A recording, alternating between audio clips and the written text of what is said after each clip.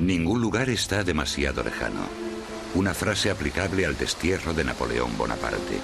Primero fue el amo de Europa, después su destructor. Una vez más se prepara para la batalla, pero en vez del sable, ahora se sirve de la pluma. La caída suele empequeñecer al hombre, pero a mí, sin duda, me ha engrandecido. Cada día pasado en esta isla me libera de la imagen de tirano, de asesino, de salvaje. Tuvo un destino singular. Salió de la nada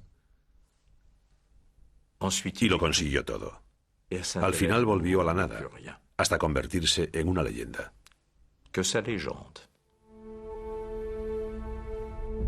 Napoleón luchó al final por ocupar un lugar destacado en la historia. De su fracaso surge un mito inmortal. Ese es su legado. Con 9 años de edad, el joven Napoleón Bonaparte abandona la isla donde nació. Su padre lo envía a la Academia Militar de Brienne. Allí se burlan de él debido a su acento corso, pero el chico marginado pronto se hace respetar. Destaca entre los cadetes no solo por sus grandes dotes para las matemáticas. Al joven Bonaparte también le resulta difícil someterse a la disciplina. Sus profesores comentan: corso de nacimiento y de carácter, este muchacho llegará lejos. Fue el inicio de una carrera milenaria. Pero, ¿cómo se conduce el joven Napoleón en el campo de batalla en una época en que la guerra era un pasatiempo para la nobleza?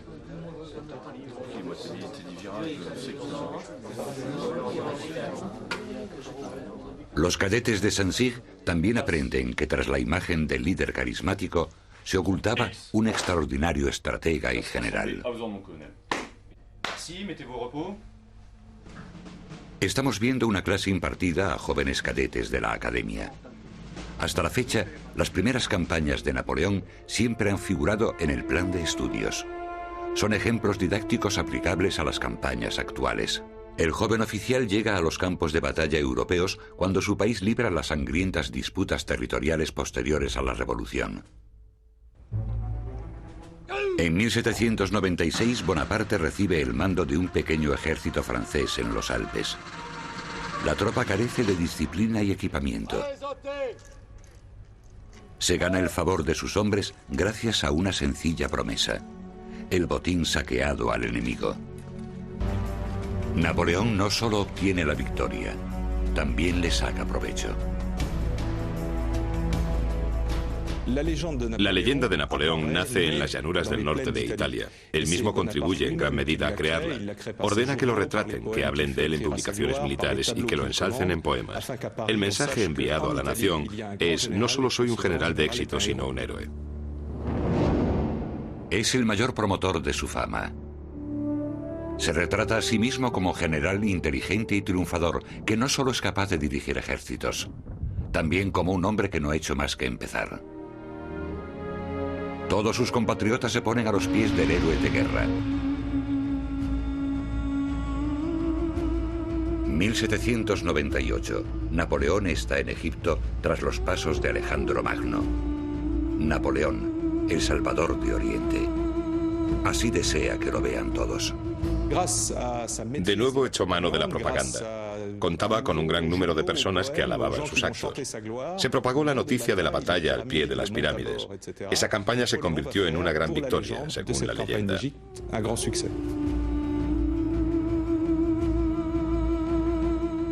También sus investigaciones son legendarias. Los científicos patrocinados por Napoleón descubrieron los tesoros de una civilización desaparecida. Posteriormente, la piedra Rosetta ayudaría a descifrar la antigua escritura egipcia, los jeroglíficos.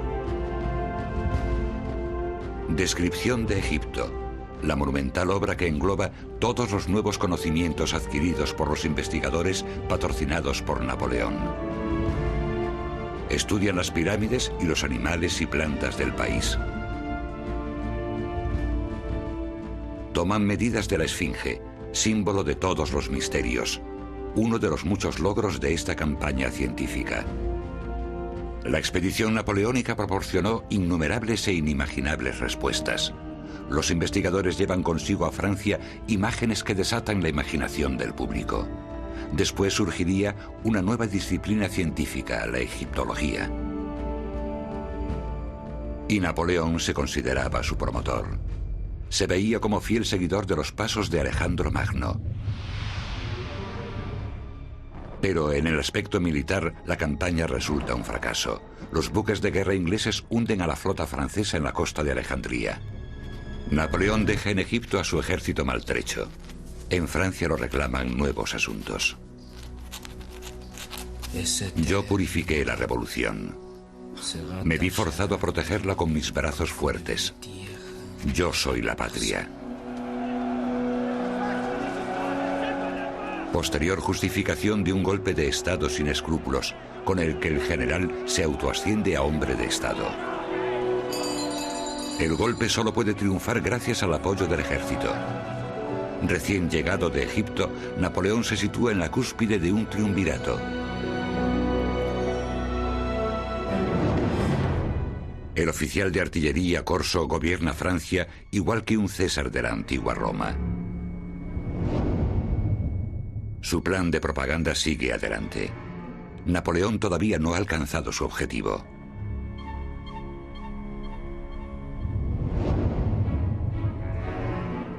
¿Trajo la libertad o la tiranía a la nación? Según dice la leyenda, como cónsul trabaja sin desmayo por el beneficio del país, con proyectos para una Francia moderna con la gloria de antaño. El cónsul Napoleón dirigía el país como una empresa moderna. Lo que más me maravilla es su capacidad para gobernar y para delegar. Así, en pocos años consiguió muchas reformas, sin fax, ni correo electrónico y tampoco ferrocarril. Puede decirse que fue el primer gerente de empresa al frente de una nación.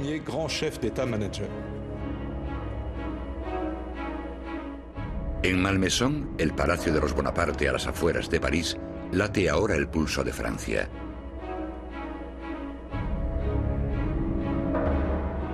Pero Napoleón no solo gobierna con gestos.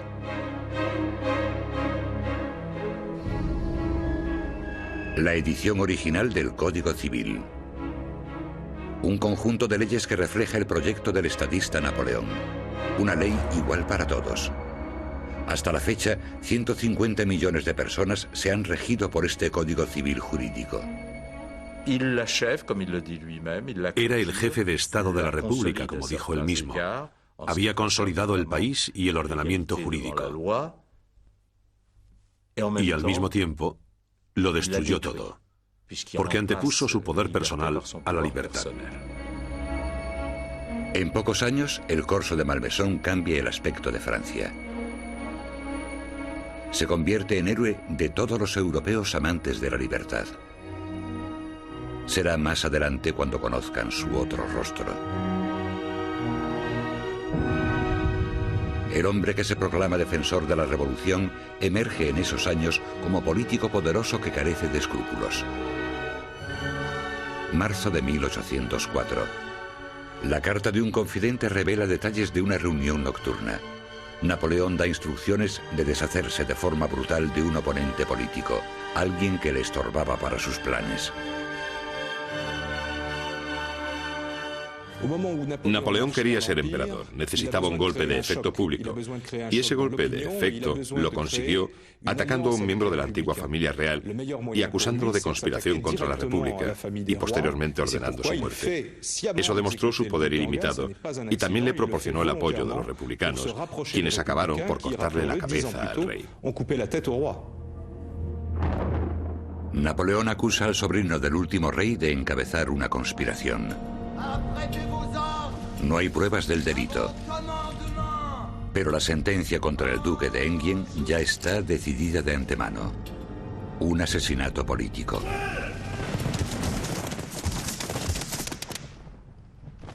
Y así queda libre el camino hacia el trono. Diciembre de 1804. 12 años antes, los franceses habían derrocado a su rey. Ahora aclaman a un emperador que afirma que salvará su revolución. ¿Culminación de una mentira histórica? Salió de la nada, un don nadie de las polvorientas calles de Córcega, y ahora era, gracias a su fuerza de voluntad, el hombre más poderoso de la tierra, gracias a su enorme confianza en sí mismo. Encontré la corona de Francia en el arroyo y le he devuelto el esplendor, dijo Napoleón. Se coronó a sí mismo. Después coronó a Josefina, una mera comparsa en una pomposa escenificación de grandeza, en la cual también el Papa desempeñó una mera función secundaria. Napoleón se asegura un triunfo para la posteridad, el nacimiento de su dinastía. Para el resto de Europa fue una afrenta inexcusable. Napoleón I se encontraba muy a gusto viéndose como emperador y ejecutor de la revolución en toda Europa. ¿Leyenda o realidad? Los monarcas del continente plantan cara al nuevo emperador. A la cabeza está el ejército austríaco. Napoleón reúne a su gran ejército y se dirigen a marchas forzadas hacia el este. 650 kilómetros cubiertos de un tirón en 3 semanas. Estratégicamente, Napoleón va siempre por delante de su torpe oponente. En Ulm rodea al enemigo sin grandes dificultades. El grueso del ejército austríaco capitula ante un hombre en la cumbre de su genialidad. Su táctica de movimiento de las tropas era completamente nueva. La distribución de su ejército era completamente nueva. Sus efectivos se desplazaban en batalla a una velocidad que para nosotros resulta inconcebible.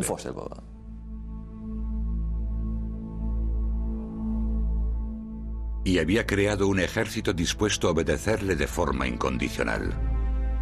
Restos del ejército invasor. Aquí se analizan y restauran los uniformes del gran ejército.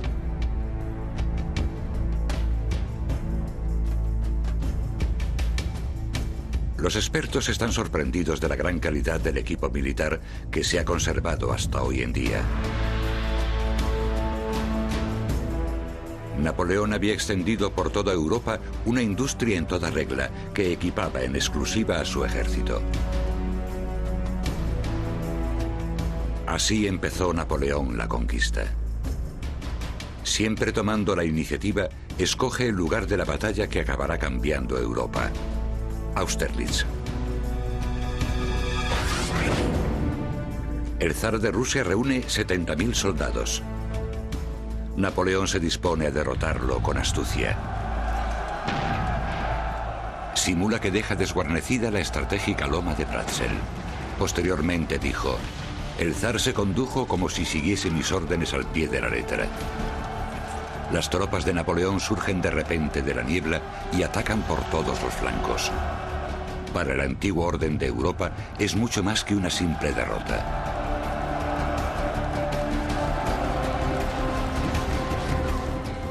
Es el comienzo de una nueva era.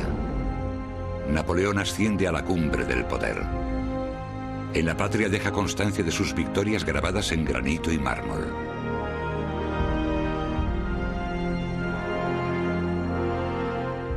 El emperador se autodeificó como si fuese un César romano. Hasta la fecha, su monumento más famoso es el Arco del Triunfo de París. ¿Pudo haberse detenido después de Austerlitz, por ejemplo? Su oponente Wellington dijo una vez: los conquistadores son como balas de cañón. Si pierden velocidad, caen. Napoleón era de esa condición. Siempre tenía que seguir adelante. Era un hombre de acción. Napoleón somete al continente.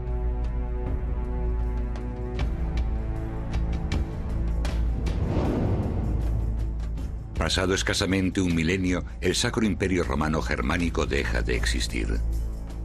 Una vez desaparecido, los vasallos alemanes pasan a defender el flanco oriental de Francia, pero la guerra continúa. El ejército de Napoleón conquista Prusia. Napoleón en Berlín. ¿Cuándo llegará la paz? ¿No se detendrá ante ninguna frontera? Debemos pararnos a pensar si su caída no empezaría con los grandes triunfos. No conocía la mesura ni obraba de forma equilibrada. Estaba completamente deslumbrado por su poder absoluto. El emperador gobierna al más puro estilo de los antiguos reyes. Ordena decorar el palacio de Fontainebleau con gran derroche y esplendor.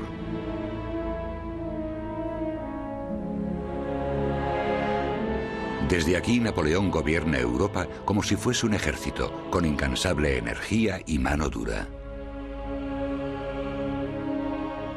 Maneja el continente como si fuese una colonia.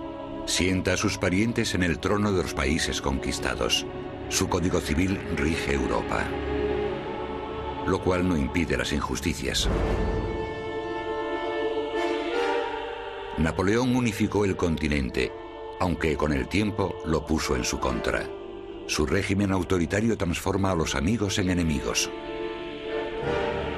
La agitación reina en su vasto imperio, al cual había prometido los beneficios de la revolución. Pero no cesa de mandar nuevos ejércitos a nuevos campos de batalla. En la contienda, el derramamiento de sangre es enorme, tanto para vencedores como para vencidos. 10.000 muertos año tras año.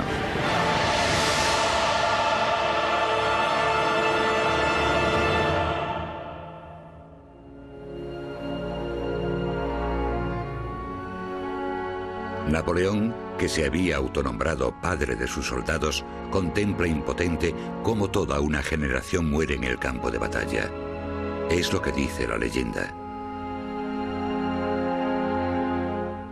En realidad, el que iba a traer la libertad y fraternidad se convierte en un cínico alejado de la realidad. Se burla de los heridos en combate. Una noche en París os repondrá. Mientras el continente está en llamas, el emperador se entrega gustoso a los placeres de su posición. Tiene innumerables aventuras amorosas. Los últimos pasos hacia la monarquía absoluta apenas requirieron esfuerzo. Si los rusos no hubiesen incendiado Moscú, me habría adueñado de Rusia. 1812. Napoleón avanza contra Rusia. Sin resistencia, el gran ejército entra en Moscú. Pero entonces, la ciudad estalla en una enorme bola de fuego. Napoleón no había contado con semejante defensa. Los moscovitas habían incendiado su propia ciudad.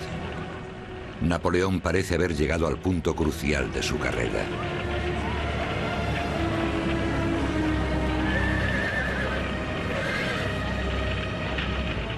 Pero la campaña rusa no se decide en Moscú. Cuando el enorme ejército se pone en marcha, ya está perdido.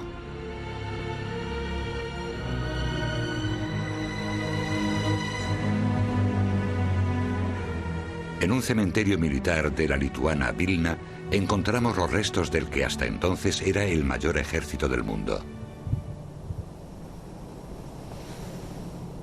Los vestigios de su derrota. 600.000 soldados debían conquistar Rusia para su emperador Napoleón. Aquí permanecen en sacos los restos de los miles de muertos, víctimas de su fantasía absolutista.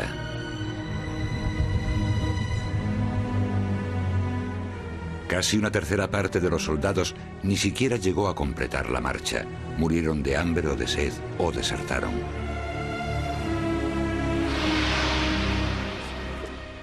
Excavación aficionada en Vilna.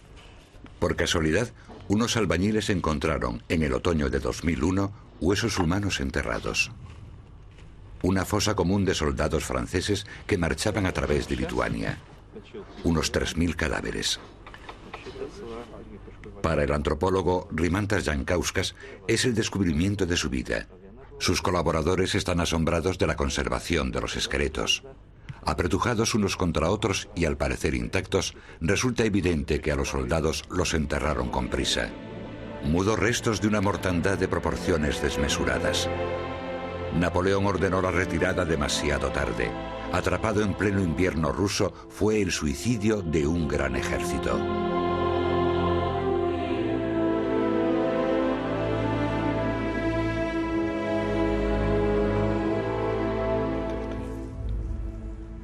Laboratorio de Patología de la Universidad de Vilna. Los investigadores leen en los huesos encontrados la historia de la derrota de los invasores franceses. Las muestras de los esqueletos presentan indicios de malnutrición y también de infecciones. En Vilna murieron 37.000 soldados en menos de 3 días. No murieron en combate, sino de hambre, de frío y de desesperación. Esos hombres libraron una batalla terrible con la muerte.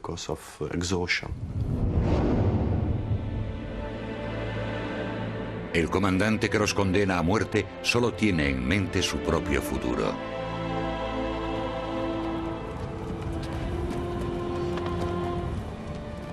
Napoleón, a quien la propaganda sigue mostrando rodeado de soldados alegres, anuncia desde el frente: la salud de su majestad nunca ha sido mejor.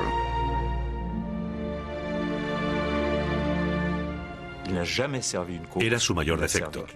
Solo se preocupaba por sí mismo, nada más. Esa es la contrapartida de su genio. Tras el fracaso de la campaña y depuesto como monarca, Napoleón es condenado por primera vez al exilio. Lo destierran a la isla mediterránea de Elba, demasiado cerca de Francia, porque poco después regresa, aprovechando la debilidad de los nuevos gobernantes del país. Una vez más se gana el apoyo del ejército. Las unidades que tienen orden de detener su avance hacia París desertan. Hasta Grenoble fui un aventurero, escribiría después. Allí volví a convertirme en soberano. Un triunfo peligroso, en opinión de la psicografóloga. Había perdido el norte y al final eso acabó costándole su propia existencia. Se endiosó y perdió el contacto con la realidad. El mito se había apoderado de él por completo. Este campo de batalla decide su destino.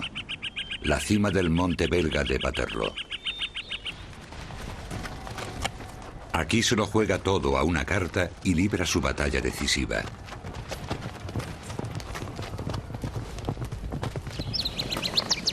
Inglaterra y Prusia le declaran la guerra inmediatamente después de su vuelta.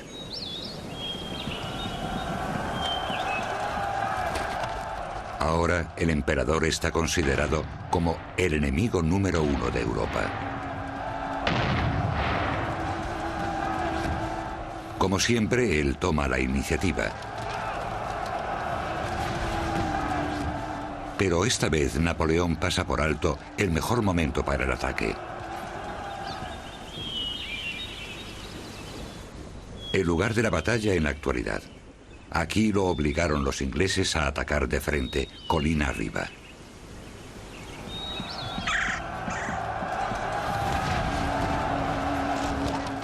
De nuevo lleva al enemigo al borde de la derrota. Pero el azar lo decide todo.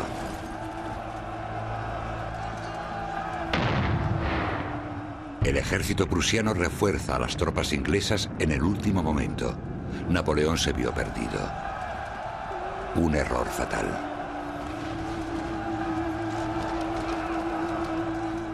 Napoleón se ve forzado a retirarse. Waterloo selló su caída en desgracia.